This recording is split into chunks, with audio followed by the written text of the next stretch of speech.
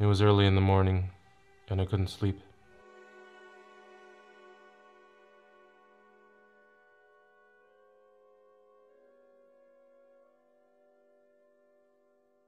Fighting with loved ones tends to bring out that echoing sort of discomfort that keeps me up.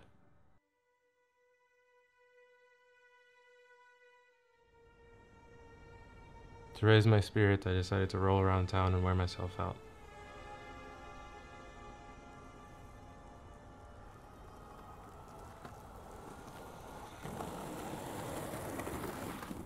Because I thought nothing dulls the pain of an aching heart like the spasms of muscle cramps.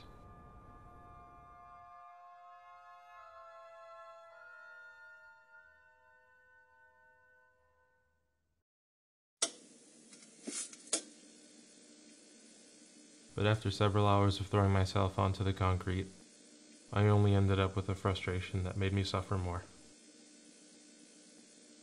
So instead I sat still and I listened.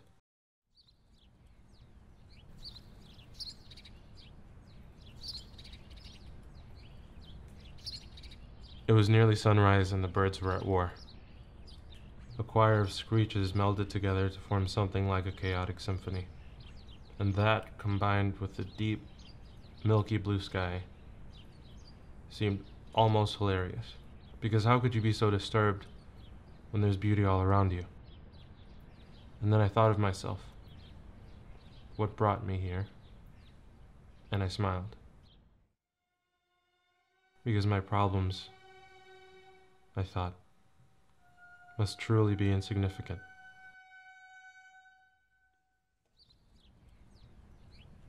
With my anxieties resolved, I decided to head home. But then a green speck of light caught my attention.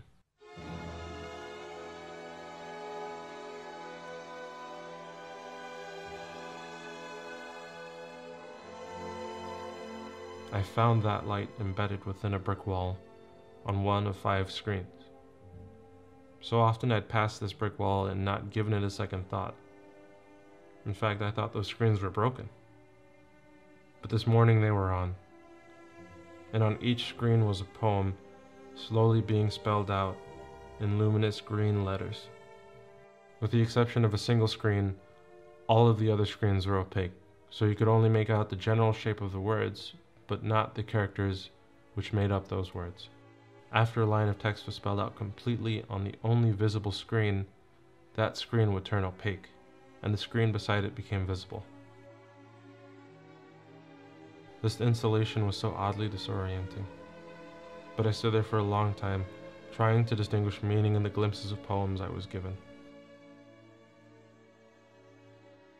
I wanted to conquer it with my intelligence, and it took me a while to surrender, even after returning several times with the same project in mind and to the same effect.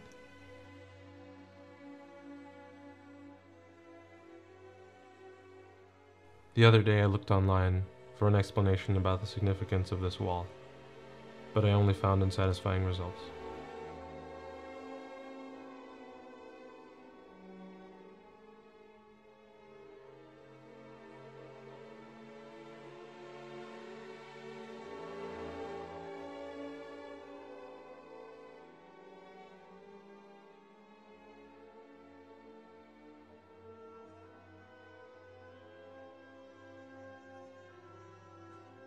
The poems were authored by several different people, and they're not arranged in any particular order. The artist that created the wall, Ritsuko Taho, describes the significance of the wall as one of building relationships between texts and between people. In other words, and to my embarrassment, the wall doesn't exist to communicate a single meaning, but exists to be interpreted in many different ways.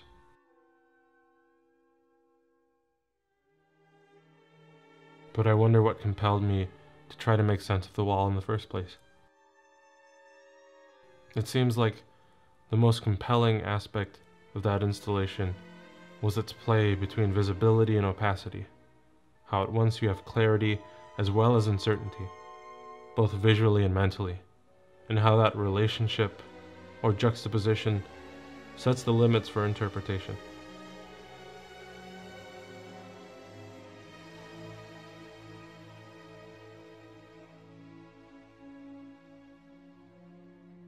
Then I think about myself and what compels me to make sense of the world around me. And I'm struck by the analogy. At any given moment, I possess some sort of intellectual grasp over the world around me.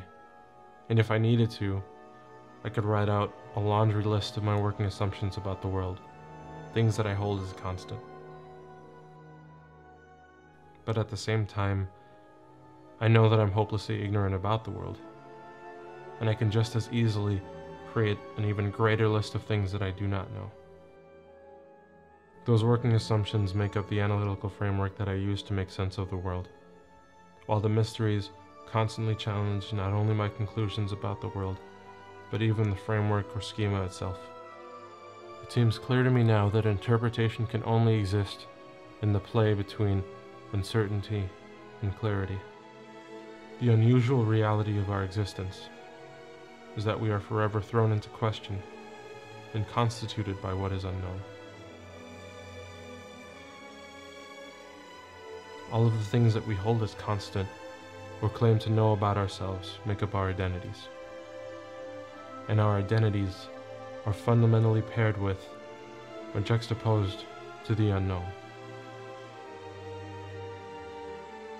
This might explain why juxtaposition, especially as an artistic tradition, is so compelling. We are utterly familiar with it. We even identify with it.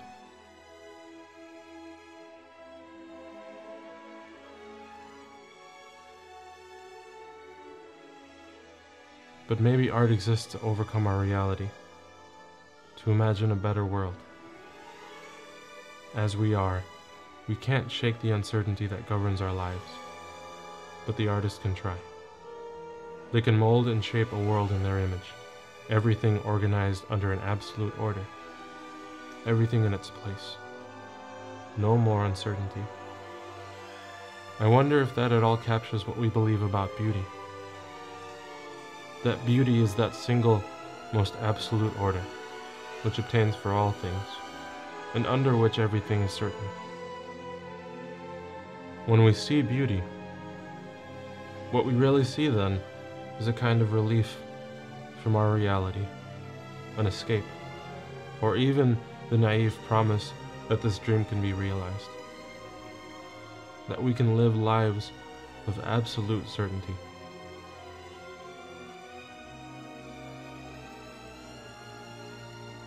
That must be what I saw in the sky that day. The reassurance that everything has its place, that things truly aren't uncertain, but just that no one's been clever enough to figure out the right order of things.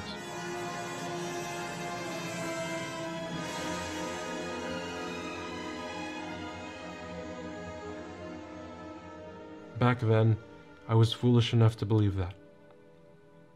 And maybe I still do. Even the positive prescription that the world is an unfathomable, chaotic mess stakes its claim as another overarching singular truth that holds for all things.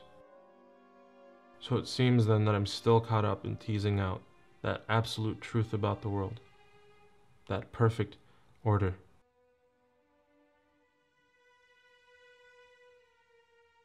It seems like I'm no better now than I was that night.